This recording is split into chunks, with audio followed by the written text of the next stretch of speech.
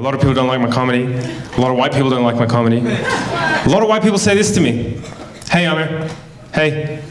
You get on stage, you make your jokes about white people. You say white people this, white people that. What if I did something like that, huh? What if I got on stage and I said, yeah, black people are like this, Muslims are like that. You'd probably call me a racist, wouldn't you? And I say, yeah, I would. Yeah, you should never do that. That's bad for your health. They're like, well, you do that, Aamer. You do that. You get on stage. You make your jokes about white people. Don't you think that's a kind of racism? Don't you think that's dun dun dun? Reverse racism. I said, no, I don't think that's reverse racism. Not because I think reverse racism doesn't exist, right? If you ask some black and brown people, they'll tell you flat out, there is no such thing as reverse racism. I don't agree with that. I think there is such a thing as reverse racism. And I could be a reverse racist if I wanted to. All I would need would be a time machine, right? And what I'd do is I'd get in my time machine, I'd go back in time to before Europe colonized the world, right?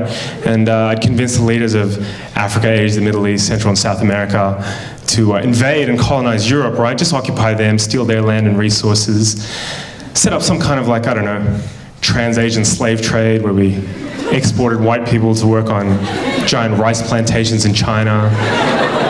Just ruin Europe over the course of a couple of centuries so all their descendants would want to migrate out and live in the places where black and brown people come from. But of course, in that time, I'd make sure I set up systems that privilege black and brown people at every conceivable social, political, and economic opportunity.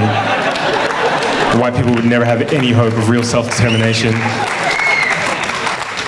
Just every couple of decades, make up some fake war as an excuse to go and bomb them back to the Stone Age and say it's for their own good because their culture's inferior, and then, just for kicks, subject white people to colored people's standards of beauty, so they end up hating the color of their own skin, eyes, and hair.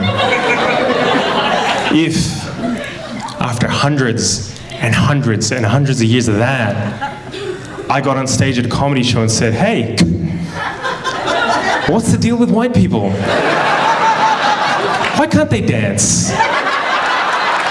That would be reverse racism. Marvin, thank you, you've been great.